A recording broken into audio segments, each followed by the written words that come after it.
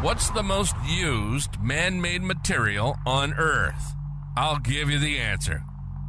Concrete. This is the Concrete Logic Podcast. Have you ever stopped to think about the sidewalks, driveways, bridges, or the buildings around you? They're all made from concrete. So why don't we discuss it more? In each episode of Concrete Logic, we'll explore a unique concrete-related topic with the help of industry professionals shaping the trade's future. We'll talk with suppliers, contractors, architects, engineers, specialists, and even proponents of competing materials. We'll get their views on concrete and their visions for its future. So get ready to mix things up with Concrete Logic, where we turn the spotlight on the material that's everywhere but often overlooked.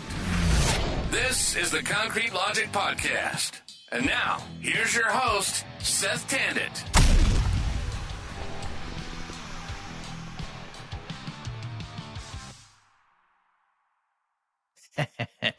And welcome to another episode of the Concrete Logic Podcast. And today we got Dr. Jon Belkowitz.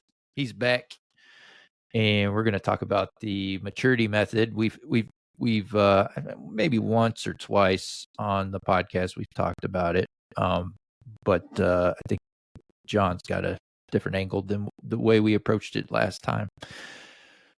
Before we get started, just to remind everybody, you can do three things to support the podcast. One is if you learned something today from Dr. Jon, which I always learn something. Well, sometimes. No, all the time. Maybe something you don't even want to know. Right, there it is. Anyways, if you do learn something, what I would ask you to do is to share the podcast episode with a colleague, a friend, someone that's interested in the concrete industry. The second thing you can do is if you go to concretelogicpodcast.com, the homepage, there are two ways to get a hold of me. One is there's a contact link. And then the second way, there's a little microphone on the bottom right-hand side. You can click either way, and what that'll do is, one, the contact link, it's just like sending me an email. Send me an email, and what I'm looking for is a topic suggestion or a guest suggestion. Tell me what you want to hear on the podcast, because this podcast is for you. And then that microphone, if you click on that, that's just like leaving a voicemail. Like you're calling me on my cell phone and you're leaving me a voicemail. And same thing, just give me a topic or guest suggestion. And that is much appreciated. And then the last way is on the concretelogicpodcast.com homepage.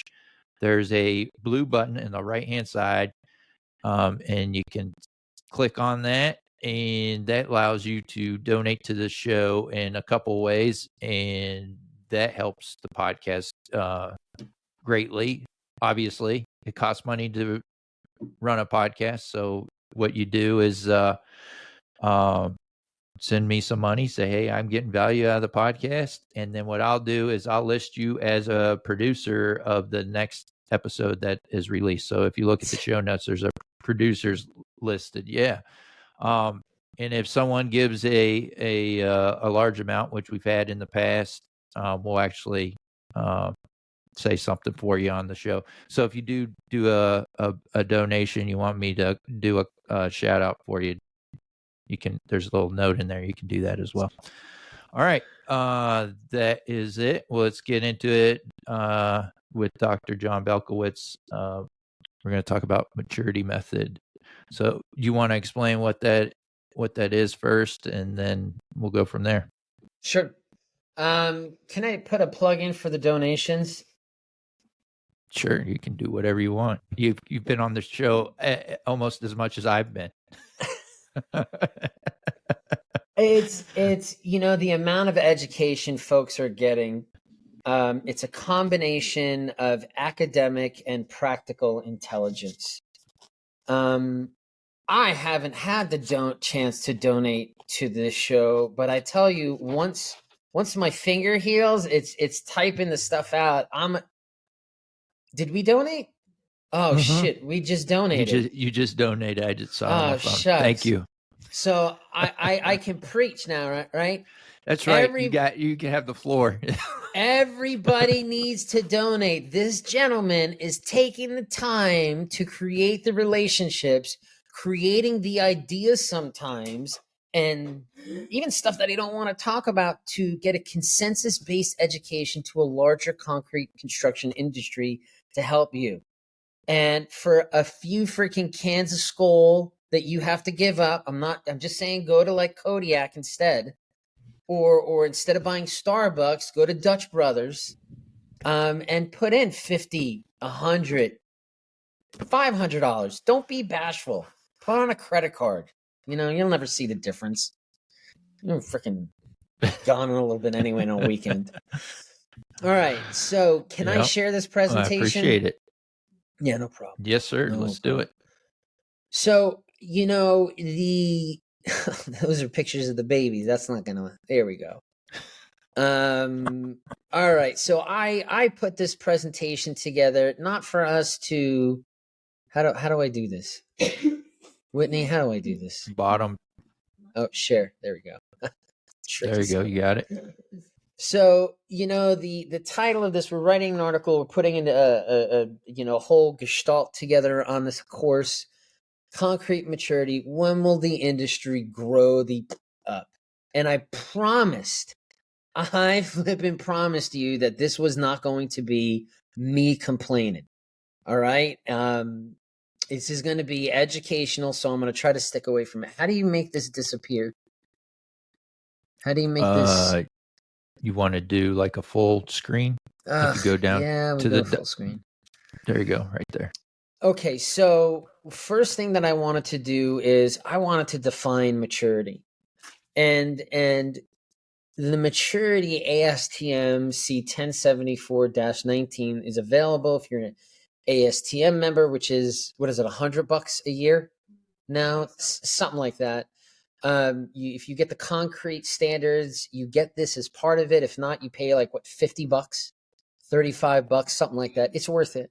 It's 11 pages. It was written by some of the best concrete authors out there. There's somebody I'd like to suggest, which I doubt you're going to get this guy. I would like to be a producer of that show, and that's Nicholas J. Carino.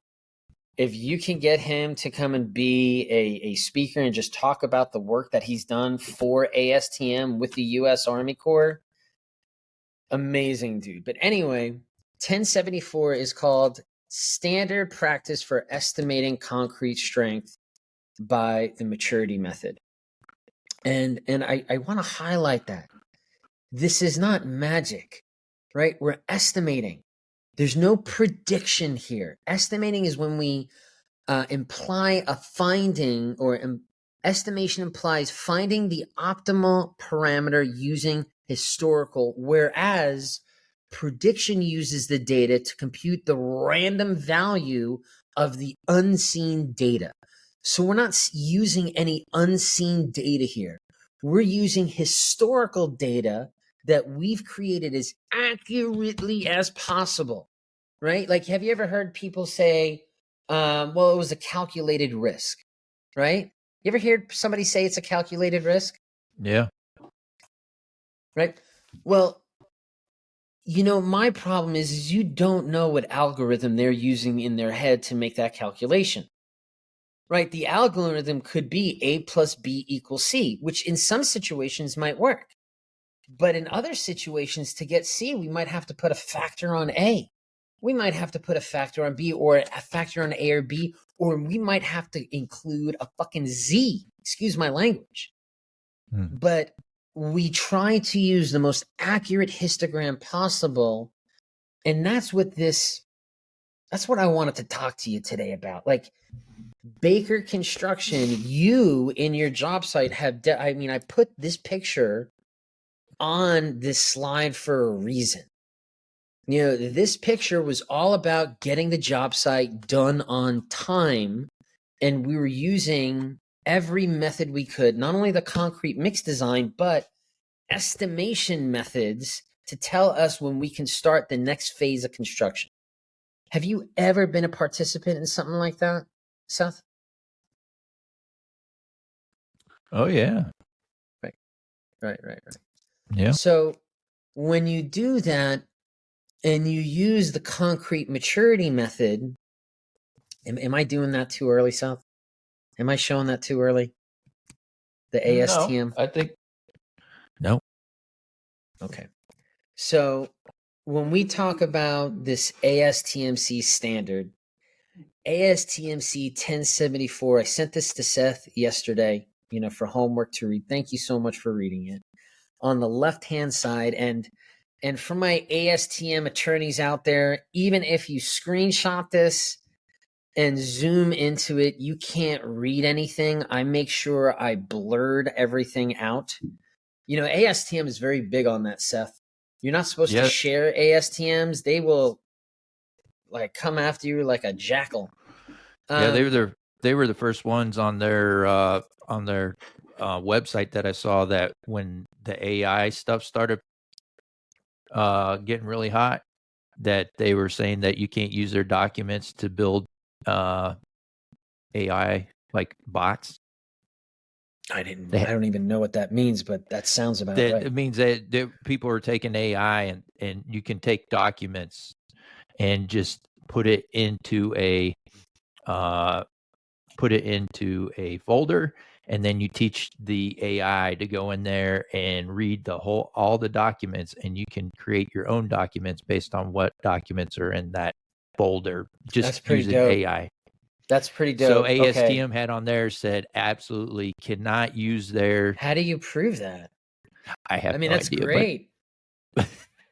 That's great. Hey, listen, I think the ASTM website, as jacked up as it is at times, and for those of you who are currently having issues with the ASTM, what is it, .org, Whitney? Whatever it is, the ASTM website, use a private screen. Like if you have ballots that you can't get to, use the private screen, and you should have no problem with the ASTM functions. I know a lot of folks have been having problems with their platform. But the ASTM website, credit to Scott Orthy and the gang. They have put together such a powerful website and a powerful system of tools for anybody to use. And it's $100. The conferences are free. Why would you try and steal anything from that? Or of all the organizations out there, shame on you for trying to steal something. They spent money on me to go to my first ASTM, which I can't stand going to ASTM because it's just too parliamentary for me. But they paid for me to go. They didn't hold my hand, but they took me through all the sessions. They taught me about it. It's a great organization. And people like Nicholas J. Carino, who helped create 1074, created the ASTM for the estimation method using maturity. And it's 11 pages of well-written stuff. And I have written notes. I printed it out. I use electronic stuff to do notes now. I mean, shoot, even ASTM will show you the original version versus what we have now, and it'll highlight the differences for you. And then you have this state practice here on the right, which is 2 pages. And I'm being effing generous with 2 pages because I felt like I was being generous with 11 pages on the left.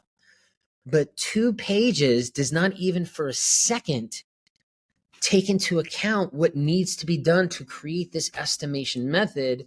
And what they're doing is either they're throwing the factor of safety out the window or whatever money you were hoping to make by saving time on the schedule.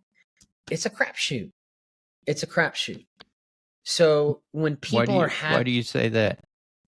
Right. So, but I mean, that's the biggest problem that people have with maturity, that they say either, well, the maturity curves are not matching up with what's happening in the field, or my maturity curve, the curve itself is not matching up, lab versus field, or I even simulated in the lab what I should have seen in the field and they're not matching up, or my maturity curve tells me I'm supposed to have this strength, but I'm much more than the allowable 10%, which I think ASTM allows, as well as state DOTs allows you to be plus or minus 10% of the actual maturity or strength value.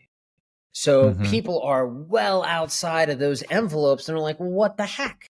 maturity was supposed to be, and some engineers, I want to shake them, they call it a prediction method. We're not foreseeing the unknown here.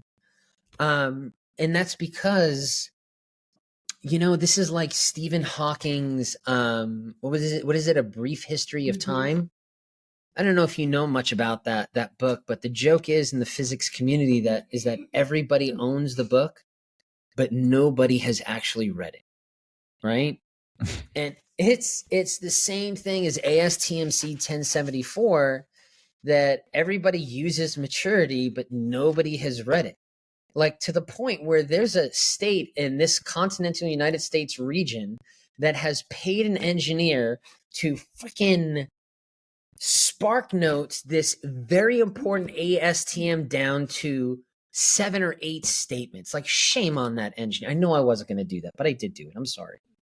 Yeah, I mean, I'll admit that yesterday and today are the first times I've read ASTM C1074, and I've had maturity on my jobs. So I thought the just going back to your comments about people being frustrated that things aren't matching up, what's going on in the field with them setting it up. So to do this properly, you have to plan ahead, right? So you got to do the maturity method process ahead of the job. And I can tell you more times than not, especially in the last 3 or 4 years, everybody's in a rush to get the job started because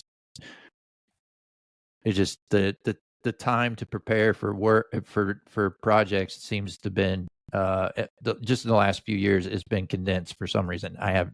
There's so many reasons why it's been going on, but can I wait a second? Wait, let's not jump away from that. Let's put this towards another industry, right? I don't know why, if it's the haircut, but you seem like you're an avid hiker, right? Sure. Would you ever go on either a difficult hike or a ruck run or camping without planning for it and preparing for it? I know what you're getting at, but yeah. Okay, then let's go away from that. Mm-hmm. Would you ever, let's say, you're working with a surgeon, you're getting some cancer removed. Well, they got a lot of procedures to do. Okay, well, you know what? With your procedure, I'm sorry, let me just turn the light here. Turn the lights out. Yeah, I know. We're trying to save some energy. Intelligent concrete. All about carbon footprint reduction. No, let's say for your procedure, like, you know what? We just did not do the preparation just because we just didn't have the time. So we saved some time by not preparing. Is there a chance that the surgeons are going to sacrifice something, or the hiker is going to sacrifice something by not putting that due diligence and that investment into the preparation? Is there a chance? Yes. Okay, that was it. Oh no, I get what you're saying. But anyways, what I was getting at is if you read through the ASTM and the procedure of that, I could see how corners are being cut. So what you're getting out in the field, because that was one of the things I wanted to highlight when you get in.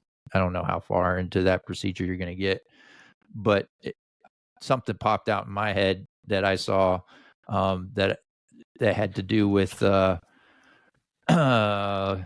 me see. I pulled up real quick, actually. Hopefully, I didn't kick you off course here. No. Hey, listen, I've got notes here, so I've kicked myself off course, but I've got a list of consequences of misuse. So when you give me when I do have that chance, I could just go into the top 3 that we found out from the different contractors and ready mix providers that we work with. Okay. Well, if you could, at some point, you can address it now, but if this one item that let's do that. I saw a couple times in the ASTM, it says the method does not take into account the effects of early age concrete temperature on the long-term strength. Right, and there's things you have to do to adjust for that. Right, right. So early age temperatures impact on later strengths. I think that is a general statement. I don't know why they needed to include that. I think that might be you're adding something that is unnecessary.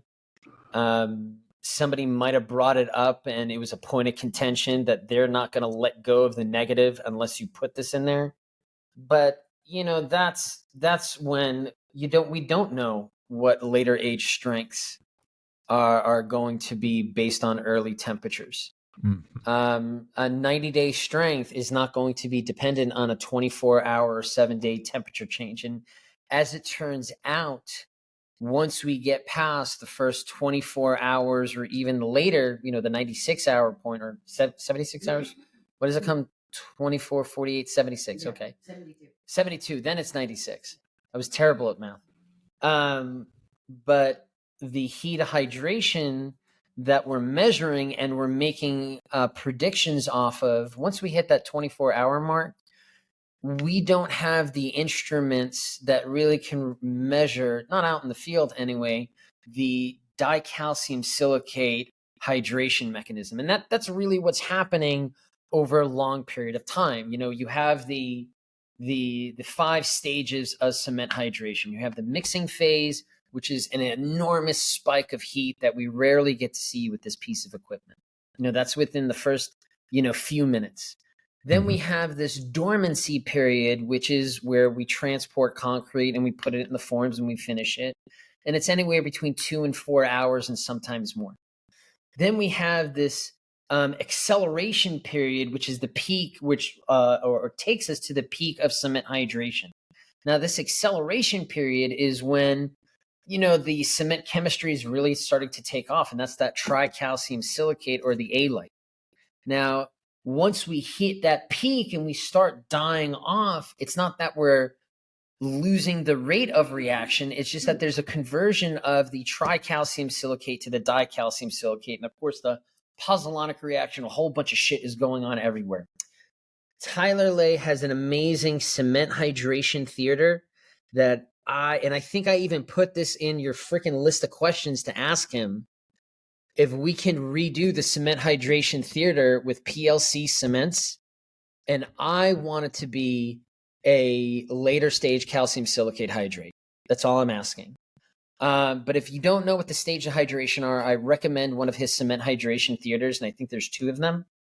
But that later stages, the deceleration and then the plateau stages 4 and 5, we can't really see those. And based off of those, I mean, it's the temperature or the exothermic reactions are so low, and the rate of temperature change we get from the ambient environment is so great at that point that we have no freaking clue how to use that to estimate it. There's just no way to estimate. It's not we have no clue. It's just too random to estimate it based off of those temperatures. Does that make sense? Yep. The best thing that we can do is we use it for mass concrete, where we do use temperature sensors, not really maturity, but temperature sensors to tell us when the temperature has gotten to a certain point where we can remove the insulation and not have to worry about cracking from mass concrete. The temperature differential between the center of mass and the external fibers. So that's long-term stuff. But for maturity, we're using it more short-term. So I guess that was the point of it. That answer your question? Okay. Yeah, I just sure? reading further because they referenced the note 6 in here. What I thought was interesting, to account for the reduction in long-term concrete strength due to higher early age curing temperatures, the test specifier should or could require the specimens be moist cured at an elevated temperature close to the expected average in place temperature during the first 24 hours after placement. I was just thinking in my head, how many people do that? A lot of people. What, put it in maturity boxes or moist cure it or heat cure it? So if I'm reading this correctly, if there's an elevated temperature for the in-place concrete, are you not supposed to try to match that with your specimens? Or am I reading that incorrectly? Yeah, hold on. We were having a lag over here, so I kind of half heard your question. Can you ask it again? So let me read that.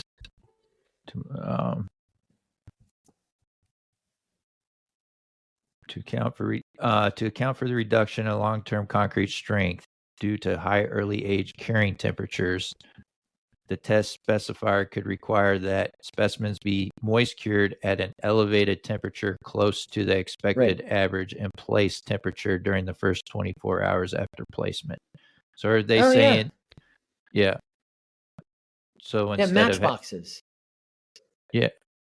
So instead of curing at whatever 75 degrees in a bath at the lab, my understanding is they should increase the temperature what it could possibly be at the in place concrete. Is that right? Yes. And I get into that here in a little bit if I could just jump into been out on. So this is maturity, right? I want you to ignore the shit on the left here. So when we concentrate on maturity, what we're saying is maturity is our concrete reaching a certain strength at a certain age, right? It's like figure out some of your kids, right? You want your kid to bench 135 pounds. Well, you have to wait till your kid gets to a certain equivalent age. Like they're not going to be able to do that at 3 years old. You might have to wait till the kid's 15 or even 18 years old to bench 135 pounds.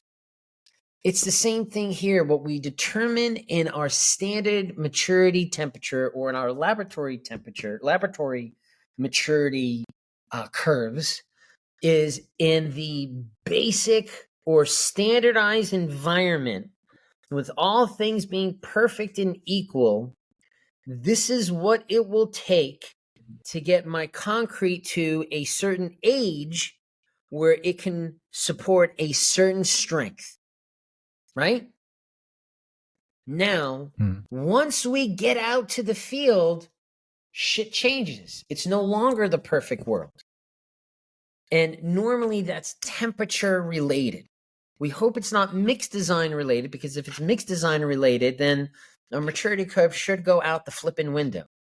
But as long as it's temperature, and that means temperature in materials, ambient temperature, I don't care what its temperature, but something that changes the temperature of the concrete. And when it does that, either if the temperature gets really freaking cold, in that case, it's going to take a lot longer for it to reach that equivalent age to reach that specified strength. If it's hotter out and the concrete heats up, well, just that heating up will kick off the thermokinetics of cement hydration, and I'm going to reach that equivalent age or that equivalent ability to bear that strength a lot sooner. Does that make sense? Yes. So we have what we create in the lab, which is our standard, and then we have what happens in the field, which is the cold and hot. Cool.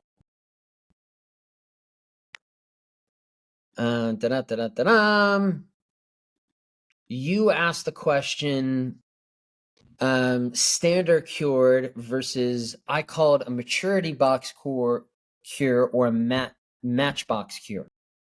So what happens is when we have, let's say, mass concrete, and you take a bunch of cylinders and you put them either, most people aren't putting them in a cooler or in a bath. They're pulling them underneath the freaking tarps, right? Or underneath the blankets, or they put them right out on the slab. Is that a fair assessment? Yes. That is not going to be a consistent match to what is going on in the slab. And you're losing that thermal mass. And what that thermal mass is going to do to the thermokinetics of cement hydration. So absolutely, there are engineers who not only require an insulated box where the cylinders are held closely together, similar to cast in place concrete, but even when you go to the ASTM C1074, they tell you to use something that lets you know whether or not you're in the right direction. One of those is cast in place concrete cylinders, which are actually cast into the concrete, and you pull them out, not into an insulated box like this.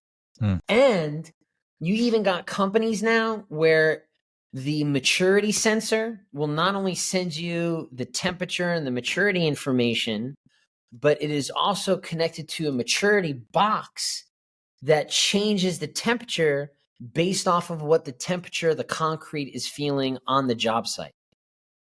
Oh, that's cool. Right? Isn't that awesome? Okay. Yeah. So this is the maturity measuring procedure, right? First you have do you mind if I go into this? Go for it.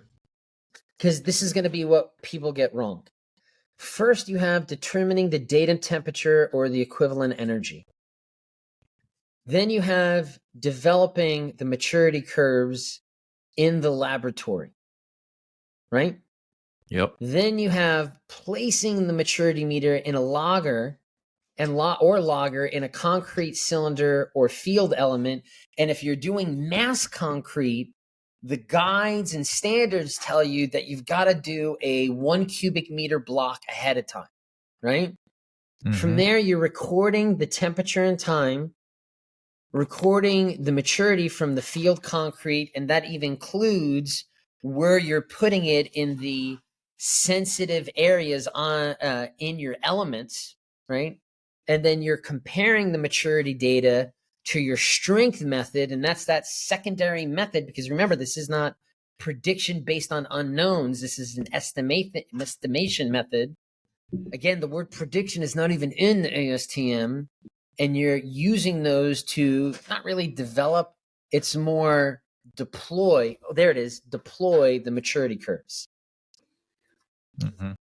Most people cut items 1 and 2, which are the most important items. Either they cut them out totally, they just develop the maturity curves in the field, or they don't even do item number 1 and they just assume the datum temperature is 0. Or the equivalent energy is 0. Now, before I go further, do you have any questions to include what is the datum temperature or what is the equivalent energy? Yeah, what is that? It's expensive. The first number 1. Yeah, the first thing. It's really expensive. That's what it is. And that's why most people don't do it. It should cost, if you're using a maturity curve, and this is where people should get pissed off. If you're using especially the people who sell the maturity meters, they're like, oh, that's not true. You don't have to do it. You don't have to do anything. I mean, you don't have to take a driver's test and jump in a car and you can drive. But if you want to use maturity correctly, you need the datum temperature or the equivalent energy, and it should cost you about $15,000 or $20,000 to create. Okay, so that's the first thing, right? It's expensive and you need it. Now, when we do our maturity testing or our maturity curve, there's this little, you see this T datum? You see this little guy right here? This TDAT. Okay. Right. And we don't even have to usually see it again. There it is, the TDAT. There's another one. You see this little Q up there? Right? You know, Q? Like, oh, you don't have to have a PhD. Those things, that's the datum temperature and that's the activation energy. And nobody ever freaking does those things. And what those things tell you is, first of all, you can get it from the ASTM.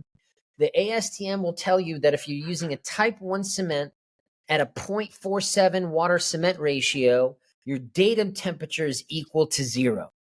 No admixtures. Does anybody ever use that type of mix there, Seth? No. The datum temperature, I love knowing these definitions. The datum temperature is the minimum temperature you need to kick off the thermokinetics of cement hydration. This little Q over here, which is the equivalent age method. So you can either use the time temperature method or the equivalent age. It's based on the equipment that you use. The equivalent age method, that Q, which is this, the alternate of the datum temperature, it's the activation energy. And what that means is, not to sound fancy schmancy, but it's the minimum amount of energy you need to kick off the thermokinetics of cement hydration. So it's similar to a diesel engine. If you don't have glow plugs and if you don't heat those cylinders up, you're not going to kick off that engine. If you don't have a certain temperature for the concrete, if you don't have a certain amount of energy already in the concrete hydration, the setting is going to fall asleep, right? Now, to determine that, Seth, is a lot of freaking work. Here it is.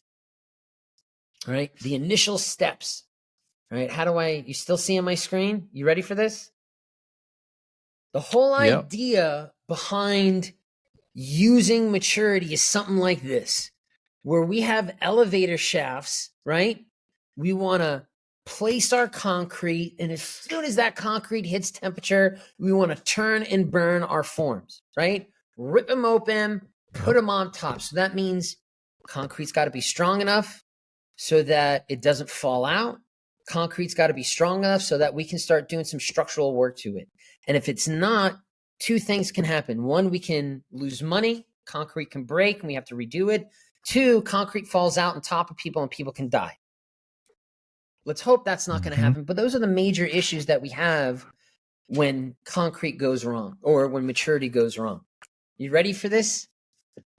To get the datum temperature, ready. You remember what I said? It costs $15,000 to $20,000. You ready? I don't know why I did that. I can't see the screen. There you go. You got to do 3 grout mixes, right? 3 grout mixes. I didn't say concrete mix. You start off with 3 grout mixes that are cured at 3 different temperatures. Now, these 3 grout mixes have to be representative of your concrete mix. Now, you have to break those grout mixes over 32 days. Now, normally you're starting at 12 hours, but you have to start at the time frame that it takes to reach, or half the time frame it takes to reach 2,400 PSI for your grout. And for my ASTM junkies out there, I apologize if I'm getting these numbers wrong. I'm trying to remember a lot of things, so please always go back to the ASTM to get the numbers right. Don't use my words as gospel. But so you break these over 32 days. And remember, you're doing this over 3 temperature ranges. You're doing it at your standard temperature range, whichever you're going to place it at. So if it's the dog days of summer and you're using it strictly in the dog days of summer, your standard temperature range is going to be higher than 23 degrees Celsius.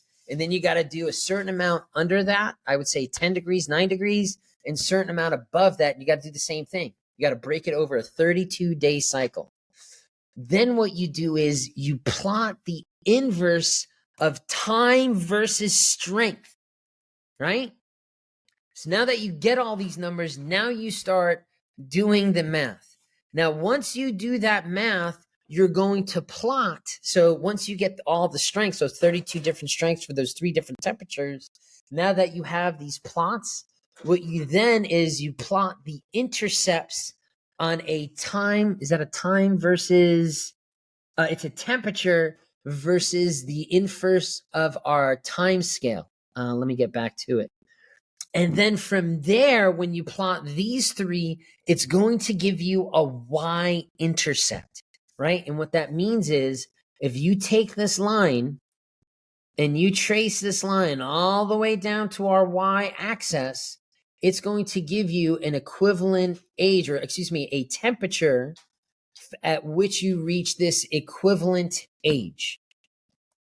And here in this case, we have a datum temperature of a negative 7.2 degrees Celsius. Oh, I'm sorry. It's not going to be a y-intercept. It's going to be an x-intercept in this case, because our temperature scale is on our x-axis. So if you look at the line, it's going to hit the x-axis after the 0. So that means, so if you remember this number, negative 7.2 degrees Celsius, if we go all the way back to our what's it called? Our equations. Here we go. See that T datum? That's where we put this. And if you have a 0 there, instead of a negative 7.2, well, what's the difference between a negative 7.2 and a 0? A negative 7.2 means that it can be negative 7 degrees Celsius out, which I don't know the conversion, but it's effing colder than 0. At negative 7 degrees Celsius, my concrete can still set up. A type 1 at a 0.47 with no admixtures will have a problem setting up at negative 7 degrees Celsius. Is that a fair assumption? Yeah. Right? So if you don't put that correction factor in there, if you don't prepare yourself to go camping, you might go camping in the Adirondacks in the middle of, or better yet, in the freaking Rockies in the middle of May, where you can get 20 inches of freaking snow and you're not prepared. Same thing with your maturity curves. Was that too much of an analogy? No, that makes sense. Okay. So when you do that, from there, that's when you get your time temperature curve. You throw your datum or your activation energy, whichever equation you're going to use. That establishes your curve right there that tells you how your concrete temperature changes over time. And then you start looking at connecting whatever strength it is. You don't have to do compressive strength. You could do flexural strength. You could do shrinkage. You could do cracking. You could do setting time. You could do anything you want. You're just connecting it to that maturity curve. Mm-hmm. And yeah, when you're doing this is something else that bothers me. And I'll shut up for more questions after this. Whenever you're doing, there are maturity companies out there who are selling this technology, amazing technologies, and they're telling people to throw out cylinders. That's not what you're supposed to do. It's an estimation method. It's not the way. It can't replace cylinder. It can't replace everything. When you look at the 1074, it tells you have 3 other methods to use. One of them is cast in place cylinders. Mm-hmm. Right? It tells you to make cylinders as just part of it, but it says, hey, don't trust the maturity alone.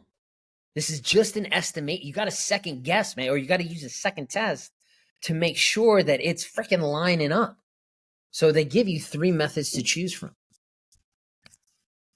Okay. What do you got? Huh. No, that's surprising as well. The second method to validate the maturity method. It says it like on the first page, man. And this is Nick Carino. Again, if you haven't met Nick Carino, I haven't met Nicholas Carino, and I want to. He's quoted, the maturity method provides a relatively simple approach for making reliable estimates of in-place strength during construction. That easiness, that customer experience is based off doing the preparation work. And yet it costs money.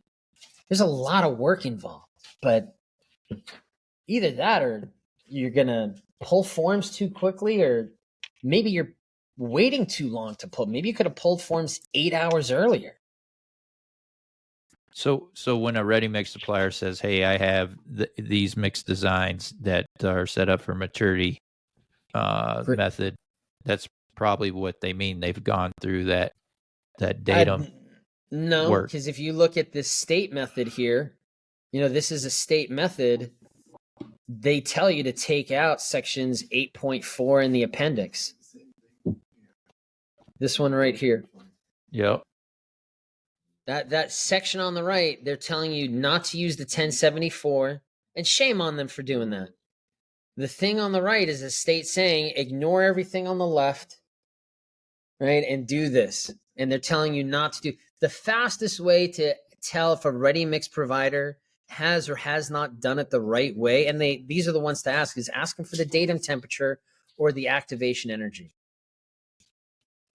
And if they have no clue what that is, that's like when you ask, that's not how you could tell. I know how much you like NASCAR when you can tell a race car driver isn't worth their salt when they don't know anything about gasoline. Like, why do you have those higher numbers in gasoline? Like, as a race car driver, that's really basic stuff. You should know that. I know how much you like NASCAR. You keep saying that. I mean, You don't. Are you I've been to a couple races. I mean, they have the Richmond race, so I've been to a couple of those. And it's anything that deals with preparation. Like my favorite preparation story. Do you mind? I'm gonna stop sharing. My favorite preparation story is there's a documentary on the Voyager 1, Voyager 2 spacecrafts that did the first outer planetary tour for NASA and gave us our first pictures of Jupiter and Saturn. I've recommended this to you before. The documentary is called The Farthest Voyager in Space. And, you know, they talk about how Voyager spacecraft 2 and 1, once you send a satellite in space, you can't fish it back. Right? You can't bring it back. You have to ask all the questions. You have to do an amazing amount of preparation. And if you think about a satellite is aluminum and silicone. It's nothing more difficult than that. And Nicholas J. Carino, and despite the fact that it's not difficult, the amount of science and mechanics that went through that preparation and building method, all this stuff it's absolutely amazing. We're still getting information from the Voyager 1 spacecraft, and it's in interstellar space, meaning it's in the cold bleakness of space where there's no starlight, right? Mm. It is a simple mechanism that sends back a radio signal. Maturity, as Nicholas J. Carino says, is a simple estimation method. The simpler it is, the more work we have to put into it to prepare for the unknown.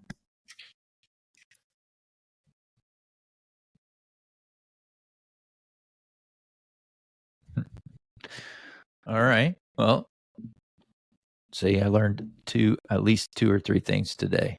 So you did. You did well. If people read the maturity method and they are confused, they are not alone. Yeah. I read that thing 15 or 20 times. And folks, I sent Seth my highlighted version. Like, there are things in there that I still have questions on because the maturity method wasn't created by one person. It was created by a group of people over many years. So there's a lot of commas in there. There's a lot of language in there that I still don't get. And there's nothing wrong with that. There's a freaking annex. When was the last time you ever used a freaking annex? I didn't even know what the hell an annex was. I had to look up the word.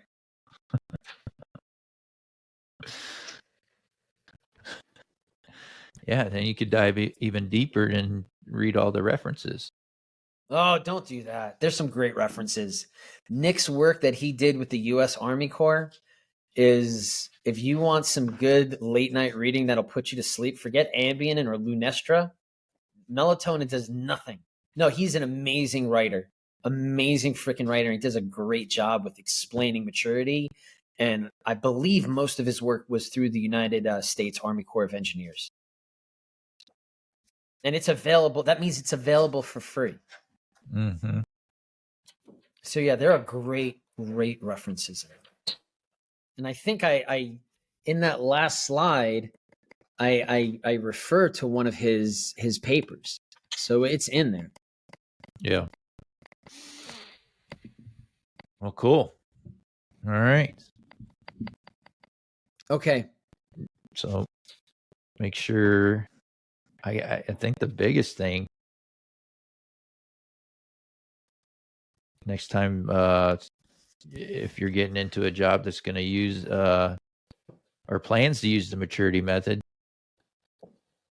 Ask Or about the if- datum tip. Well, it's not just that, man. It's like if people are frustrated from using it because it's gone wrong. Uh-huh. Like there's reasons why it went wrong. Like I remember I had a buddy who drove or who bought a brand new Kawasaki Ninja 900RR, right? And every time he tried to start it, it would stall out on him. And it would stall out. And it would stall out. Well, you got too much muscle and you don't know how to handle that bike. You're afraid of the bike. So you're not even willing to let that freaking clutch let go easily. The sound scares you.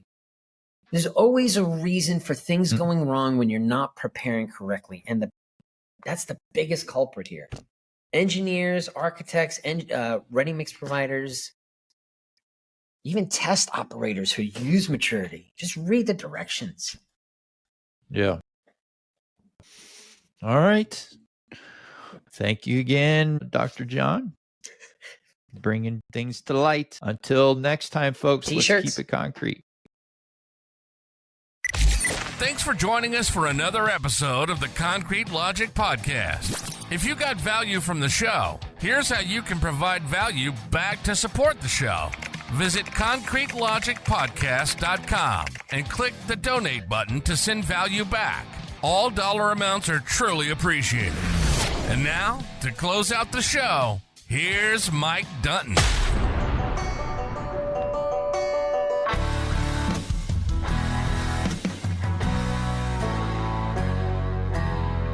Ring, ring, that alarm always sings. Couple hours before the sun comes up. Open up the side, put some diesel in the lights, and wait till the trucks roll up. Yeah, this ain't how most folks live their lives. Dripping in sweat, working overtime. But while they're tying their ties for their 9 to 5s, we're out here changing these skylines with wood, iron, and mud. We work hard for $1, give thanks to the Lord above. Never make a man do something you can't prove. Hard work calls for a drink or two. Expect more, it's written in our blood.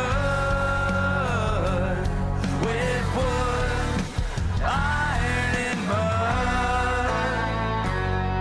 From the swamps to the city, from the Lone Star heat to the woods of the Georgia pine. Good old boys and girls who ain't afraid of getting dirty for a clean time. And if you want to see the fire in a grown man's eyes beneath the hot summer sun, find the wild-eyed boys clocking days and nights, working hard to get that job done with wood, iron, and mud. We work hard for $1, give thanks to the Lord above.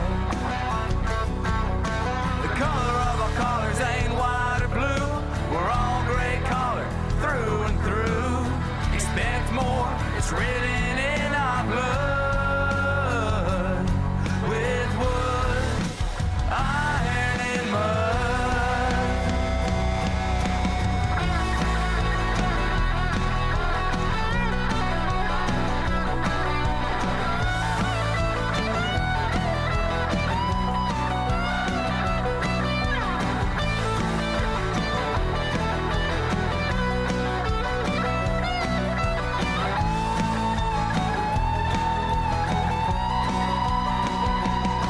With wood, iron, and mud.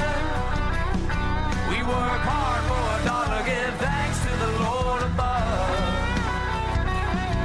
Never make a man do something you can't prove. Hard work calls for a drink or two. Expect more, it's written